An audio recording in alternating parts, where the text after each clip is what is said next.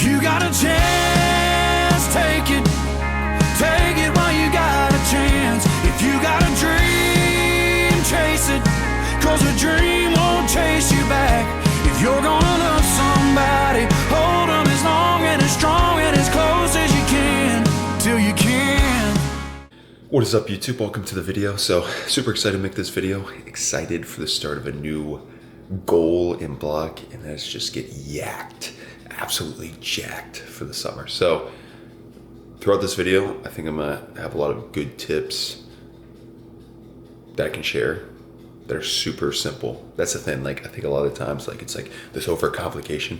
You know, if you want to lose weight or if you want to get jacked, lift, eat in a caloric deficit, stuff like that, and then adjust as you go. I think the biggest thing with this though is like, this is obviously individualized to me, but take like elements from it that could help with you. You know, everyone's different. You know, people need more, less calories, more of a deficit. It's kind of depend on your goal, but that's kind of the basis of this video. Like, this next block of training, I'm super excited for.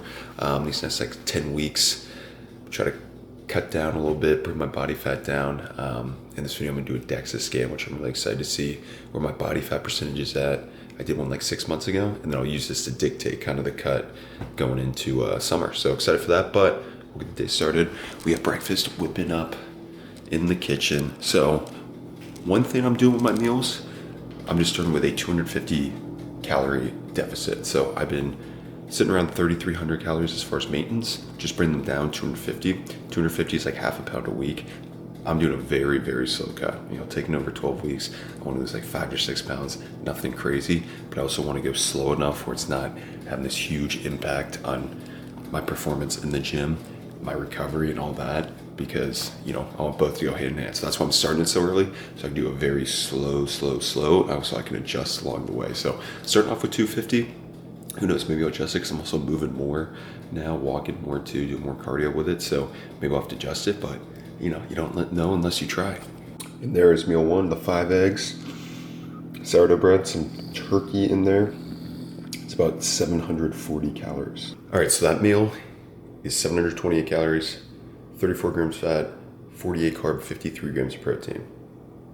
So what I'm doing is, because I'm in a 250 caloric deficit and I'm eating 4 meals a day, I'm just cutting about 60 calories from each meal. Not even, some meals 100, some more like 30. Like this one usually is around like 800, so it's like 70 less calories, but it really is just dictating how much bread, how big the slice of bread are when I weigh them. So that's a simple method I'm using. All right, 250 calorie deficit.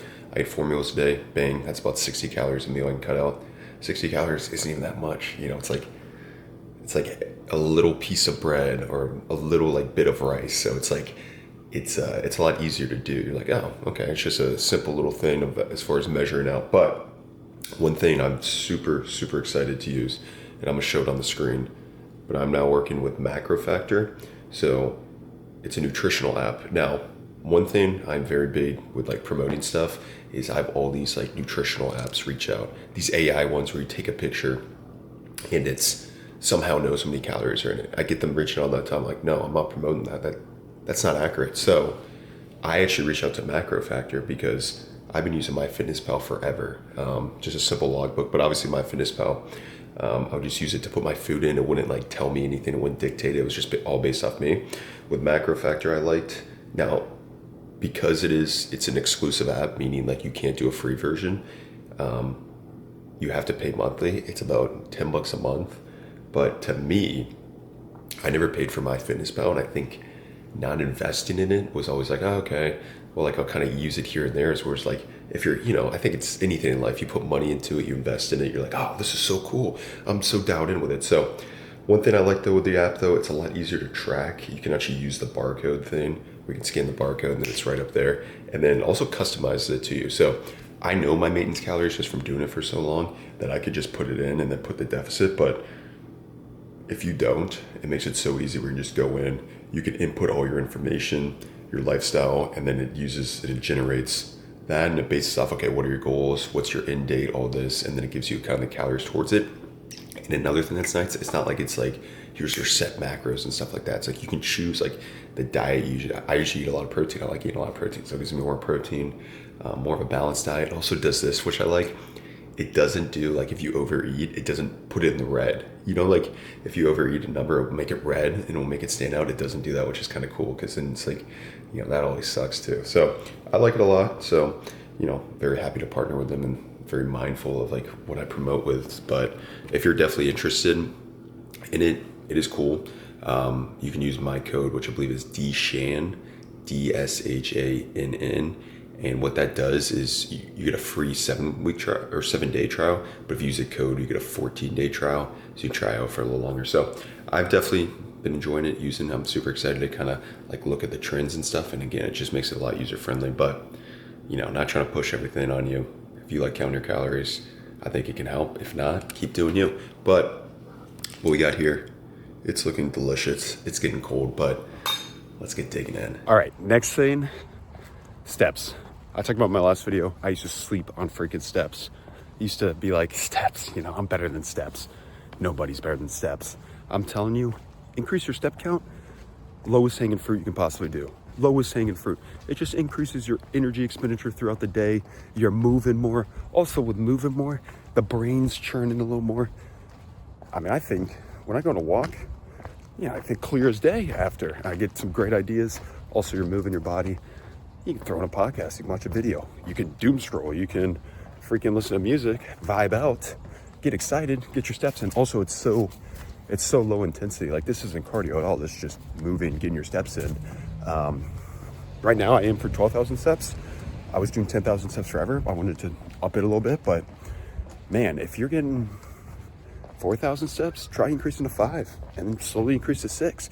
Just slowly add a little more steps in, a 30-minute walk here and there, a 15-minute walk here and there. You don't have to go walk for 2 hours. Just slowly add it in throughout the day. And I'm telling you, those steps add up. You start moving more. Your body feels a little better. You're more excited to work out, do other stuff outside. Now, obviously, if it's cold out where you're at, sometimes you might have to walk around the kitchen or find other spaces on a treadmill. But with it getting warm, man, especially it's just a good excuse to go outside, be outside, enjoy the weather. So steps has been one huge thing I've been kind of tracking the last year, and it's helped, I think, immensely. So get your steps in, just move a little more. Again, I'd rather move more than eat less, so I can eat the same amount or go about it that way. That's me. So steps are just a low-hanging fruit to do it. So get your steps in, bro. Go on your hot boy walks or hot girl walks. Get it in. Just over your hips. You got a couple more before you can really relax those hands and everything.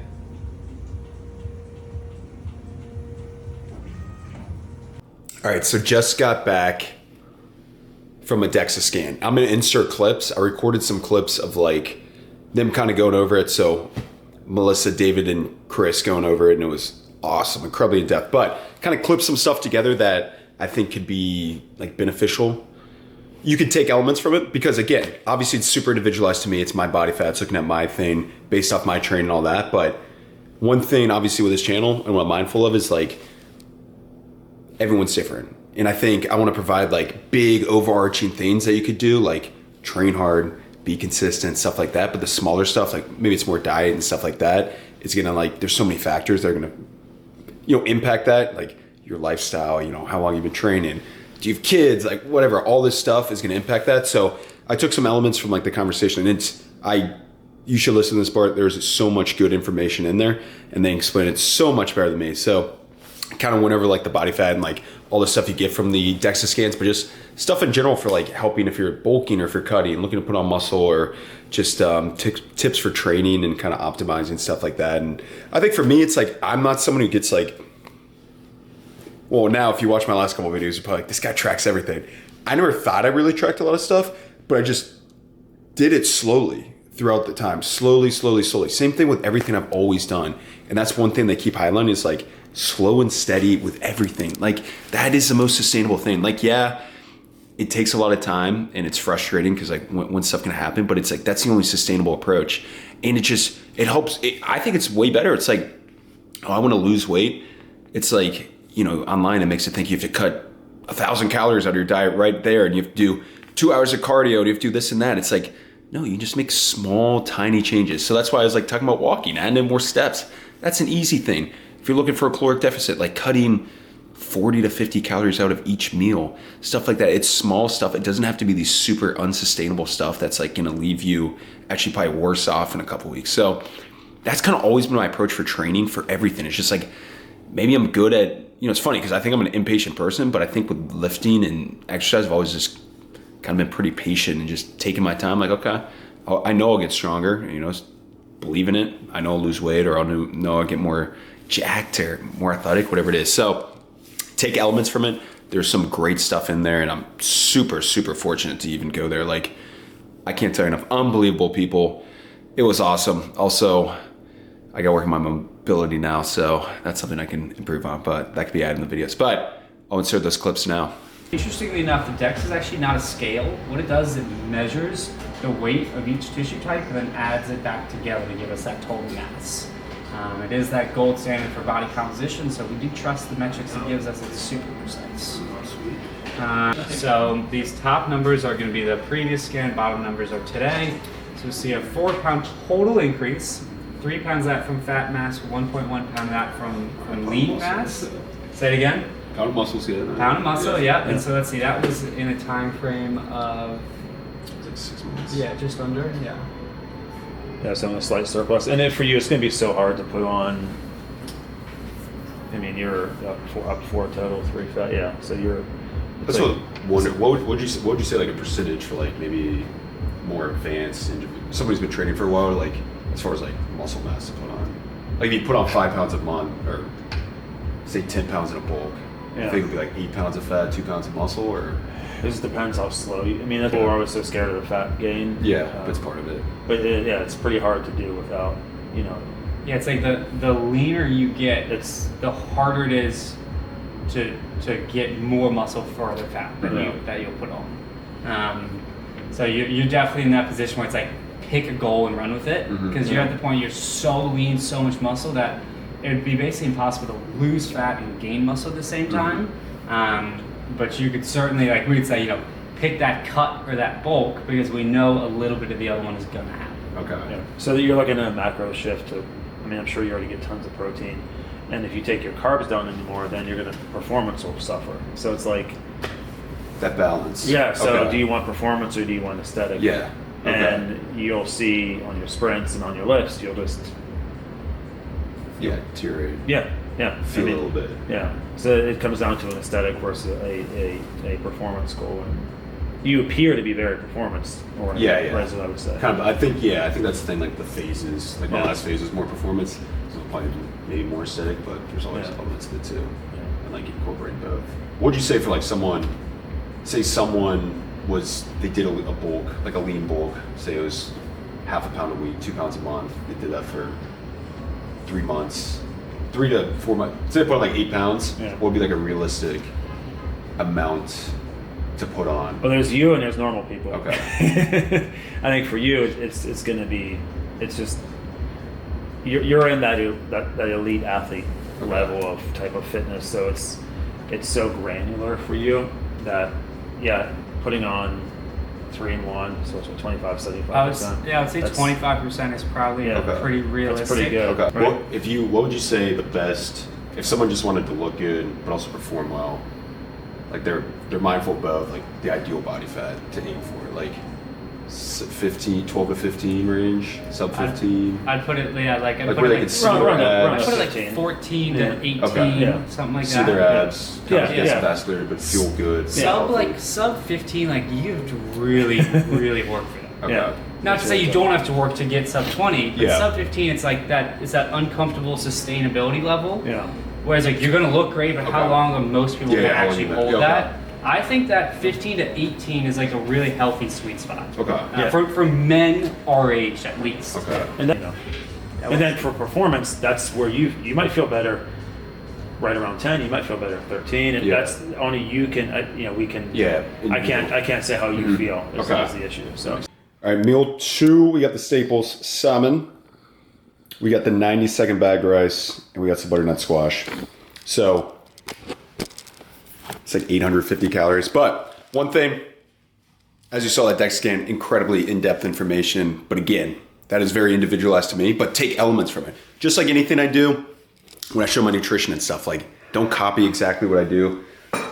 Heck, if there's a fitness person out there saying, follow exactly what I'm doing, yeah, don't listen to them. There's so many variables out there. Everyone is so individualized. I think it's the big thing with this channel. It's like, it is good. There is so much information. You can learn so much, but sometimes people overcomplicate it so much and you think you have to do exactly what they do. So I'm just providing some stuff. Works for me that I try out too. So take elements of it, like always. But that DEXA scan, can't think of enough. It was unbelievably in-depth. Awesome people. Man, I get a DEXA scan every week just to be there. It was awesome. So great time there. And I'm excited to use that to kind of dictate my training and have a training goal. Like, honestly, I think for me at this point, and Chris did a great job explaining it, like having specific goals. So I like having big general goals, but like, shit, I like chasing numbers, man. I mean, I was chasing that 550 squat. Let's chase sub 8% body fat. Let's chase a higher vert. Let's chase a faster 40. I think it keeps it fun, you know, have these specific numbers, and then you get close to it and you still train. You only learn by doing. So hope that made sense there. But anyways, enjoy this meal right here. I'm actually getting a haircut, so get that snipped off. And then I'm gonna lift. I'm gonna talk about lifting later in this video. We're gonna get on the whiteboard a little bit. And I actually got a free plan for you guys. So I'm excited for this part, but I'll see you at the gym. Next clip was not me at the gym. I just got a haircut though, but I just made the greatest thing ever. So the cookies and cream raw right here, the ISO protein mixed with Chobani vanilla Greek yogurts, and then a serving of honey. To show it up close and personal right there. You got this. We'll mix the honey in. This is like ice cream right here. This is, oh my God. That is insane. Let's see the macro breakdown. That is 280 plus 130. 410, 470, 470 calories. 65 grams of protein. That is a hack right there. I've been wanting, I love mixing protein powder with yogurt. The last protein powders I had didn't mix well with yogurt that I had from Transparent Labs. This one mixes fantastically. Also, the cookies and cream goes really well with the vanilla. That is really good. And then the honey with it. I did it last time without the honey. It was good. But adding the honey in because I'm about to work out, get some carbs because it is pretty much just all protein. But it adds a little flavor. That is fantastic. So that could also be a cheat right there. That could be something if you're craving a dessert right there. Bang, get 65 grams of protein instead. You could also do where you just have 1 cup and half a serving. You play around with it, but they make protein powders good these days where it's like, you can get away with it. You can get away with it and make it good. So yeah, I like this cookies and cream one a lot. So code is Dylan S on Raw if you're interested, but that is a winner of a meal. So now we're gonna eat this. Then we're gonna drink some meringue, some caffeine. Also I'm gonna have another Raw product. I actually really like this pump product. I like the flavoring of the stuff. I really do. Like I say this authentically because like the last supplements I had just didn't have any flavor and they're just like potent. Whereas like these actually like taste good and they work. So I'm gonna have that as well and then we'll head over to the gym.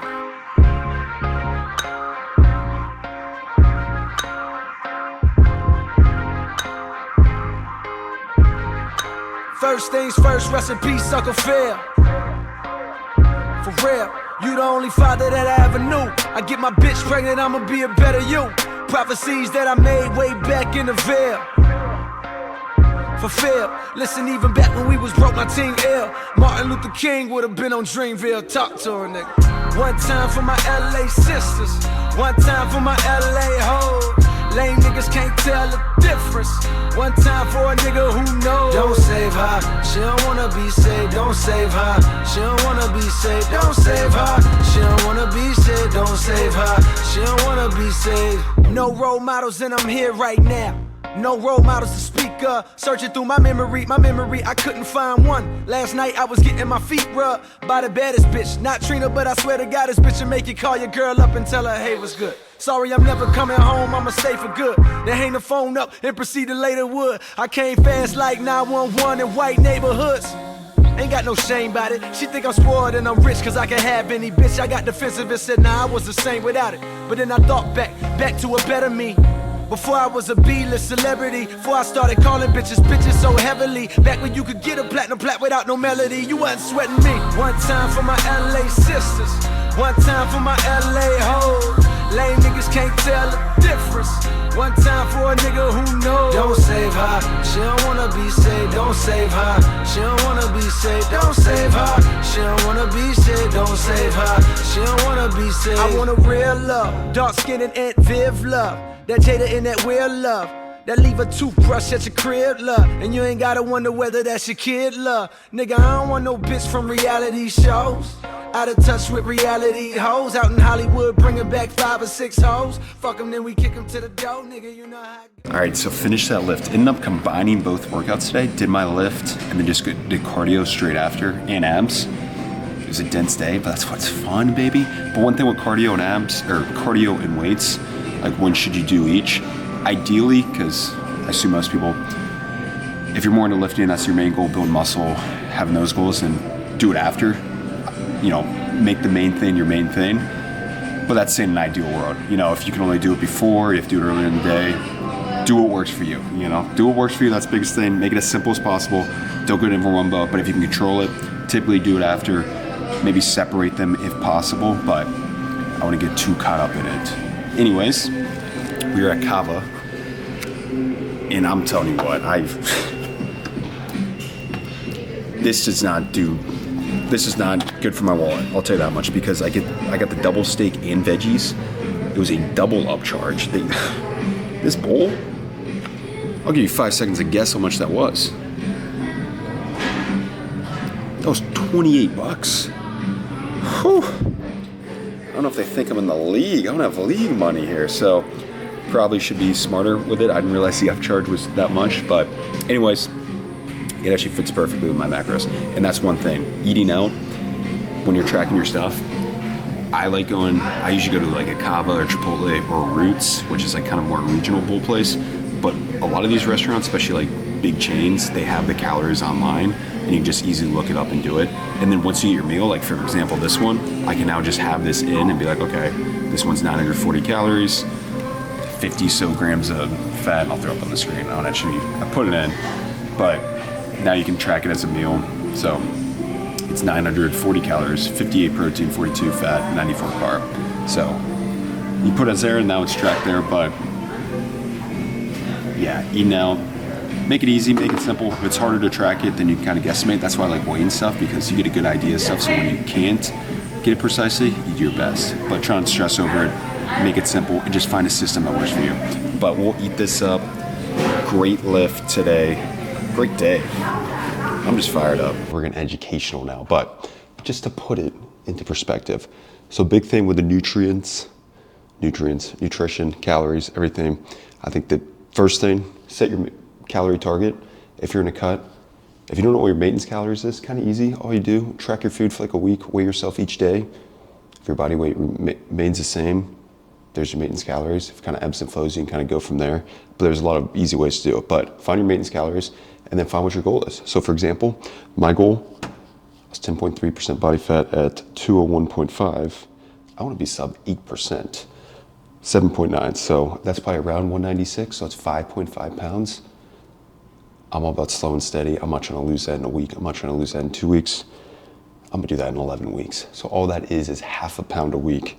Super simple, super easy. Half a pound a week is 1,750 calories, which is 250 calorie deficit per day. Bang, right there. What's my maintenance calories? 3,300 minus 250, 3,050. So it's that easy. Find your maintenance calories and then find what your goal is, your weight loss goal is. Pound a week, half a pound a week, whatever it is. Work backwards from there. Super simple. Biggest thing, keeping protein high. The classic. And this is just like super easy. Just 1 gram per pound of body weight. Or for my UK followers, my Australian followers, shout out, baby. We're going kg, 2.2 grams per kg, but I think it's just a super simple way to keep it. Just keep your protein high. Go with that. I usually go above that. I don't know if it's better. I'm sure there's nothing added to it, but I just like eating foods high in protein. So aim to keep your protein high. And then carbs. Carbs are obviously super important for performance and activity, so don't just cut them out. I would say aim like 40 to 50% of your calories with that. And now you have to see what your calories are with your, hitting your protein goals in that, and then your fats will take care of the rest of that. So that's kind of how I'm going about it. And then I like eating 4 meals. I think that's an easy way to do it, but maybe you eat 3, 4, 5 times. But it's easier if you eat 3 or 4 times to split the protein. So if you're 200 pounds, you get 200 grams, and you only eat twice a day, it's kind of hard to get 100 grams in. So if you eat 4 times a day, bang, you only got to get 50 grams each time. So I think splitting it into 4 meals, 3 meals, or whatever works for you is the way to go. Training wise, I would aim to lift at least 3 times a week. Obviously, I like going on the higher end, closer to 6, but there's a million ways to train. I think the main goal is try to hit everything twice a week. So whether that's you doing a upper lower split where you're hitting everything twice, you're doing a 3 full body lifts, hitting everything twice, you're doing a upper lower full body, you're doing push pull legs, you're doing chest back shoulders arms, you're doing the arm split. What I'm saying, there's a million freaking ways to do it. Just make sure you're lifting, make sure you're training hard, but you guys already get after it, so we don't have to worry about that. And I talked a lot about steps, the forgotten child that we are not sleeping on anymore. So this is kind of just a chart. Now this is kind of general because there's a lot of factors that impact like your steps, but this is based off a chart. Like if you're 160 pounds, 180, 200, 220 pounds, if you did 8K steps, how many calories you burn, 10K steps, how many calories you burn, 12K steps, how many calories you burn. But usually every 2,000 steps, like another 100. Again, this is kind of general. This isn't super specific, but it's a good guide to look at. Be like, okay, well maybe I do 8K, but if I went to 12K and I'm 200 pounds, I could add 200 calories around there. That's low-hanging fruit right there. And then as far as cardio, do a variety of ways. Obviously, I love like performance stuff, so playing sports, but if you can't play sports, easy ways. I started doing more low intensity cardio where it's just like steady state, sitting on a bike or walking on an incline for 35 to 40 minutes to keep my heart rate like 120, 130. That's been really nice. So that's really good because it's also like, it won't really impede much or as much on like your strength, power, and speed. Like I used to do a lot of high intensity conditioning intervals, and when you're doing a lot of leg training and stuff, it starts to add up, and then now your strength isn't where it wants to be and all that. So I'm now doing kind of both ends. I'm getting my super high intensity work, which is my sprints, and then my super low intensity work, which is the cardio, and not really do much of that middle ground stuff, like those high intensity intervals and stuff, because one, I'm not playing sports anymore. They're great if you're playing rugby and stuff, but I don't need to do them anymore, and I don't want those impeding on that. So find other solutions. Big fan of less cardio now, Never thought I'd say cardio, I always said conditioning, but here we are, baby, here we are. And then, so that's kind of what you can do. Find your calories, keep your protein high, find a way to do it. There's a million ways to do it. Split-wise, a million ways to do it. This is my plan. So my current split is I do a lower push-pull, lower chest back, shoulders, arms, but I also do some extra lower body power there. So 6 lifts, that's a non-negotiable. My other 2 non-negotiables are my 2 sprint sessions, which I do on my leg days. So there's 8 sessions right there, non-negotiables. And then I also have my extras. So 3 cardio sessions, 3 ab sessions.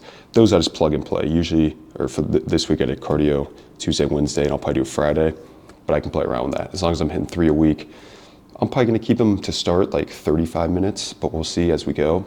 Again, I've been a big fan of this incline walking. It is, I can't believe how easy it is and effective it is. So big fan of that. So that, and then I just love hitting abs and the aesthetic side of that too. As you're cutting down, everyone's like, oh, abs are made in the kitchen. Yeah, they'll be more visible if you have less body fat.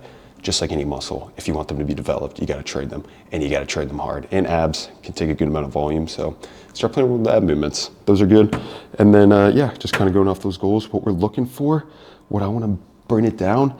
And then I always like to have a performance and physique goals together. So kind of what makes sense. So for example, I just finished a bulk. I was in a strength phase. That makes sense. You're gaining weight. You're going to gain strength with it. They kind of correlate. Now, because I'm cutting, I'm probably not going to get stronger. So I want to maintain my squat that I just spent a shit ton of time building up. But other stuff that are sneaky, now I really want to get my sprint speed up and my vertical jump. Fat don't fly.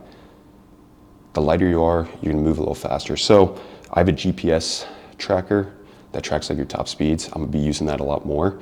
The fastest I hit on it was 20.7, but I'm gonna go based off 20.1. That was what I hit. So my goal is to hit 21 miles per hour, which I think is attainable. It might not seem like a lot, a mile per hour. It is a lot, and it'll be fun to experiment with that. So if I hit 21, I'll be stoked. Vertical jump, I actually don't know mine, so I gotta get a pre-measurement, but I think I'm gonna buy these sensors that can measure it. But whatever it is, I want to add a couple 2 to 3 inches to it. And then I actually, like, in my DEXA scan, I lost mass in my upper body, which I gained mass in my legs because, you know, I love legs, but I was like, that hit the soul, let's just say that. So I already do a lot of upper body training, but I definitely want to emphasize my bench. I don't know if I'll get stronger, but I think if I do it with a higher frequency, like the technical side, I don't know, I'm gonna play around with that. I think I could actually increase it as I'm slightly cutting. And then I'm also playing around with like my dips and pull-ups and really increasing those up because, you know, I'm losing body weight, so I can add weight to that. So bang, bang. So kind of making your performance and physique goals the same. I think having both are super important. Like, you know, if you're only physique focused, you know, it takes so long, you're just gonna be sitting there like, oh man. But if you got these performance goals along the way, you're like, okay, well, while I'm doing it, I also wanna freaking like this. I wanna get my dip up and I wanna, you know, get my conditioning score up or whatever it is, some random stuff, but having goals that make sense together. Like if you're cutting, you're probably not gonna be like, oh, I also wanna get my squat and deadlift up, unless you're a newbie, but it's probably harder to do that. So kind of make them in line with one another. And I think that'll help a lot because then that's gonna take 12 weeks to happen, but along the way I can check these and keep me excited. So that's the spiel on the whiteboard. I'll wrap the video up here. It might be a long freaking video, but I appreciate everyone watching as always. Let's move the damn needle. Let's freaking get after it. I'll see you in the next one.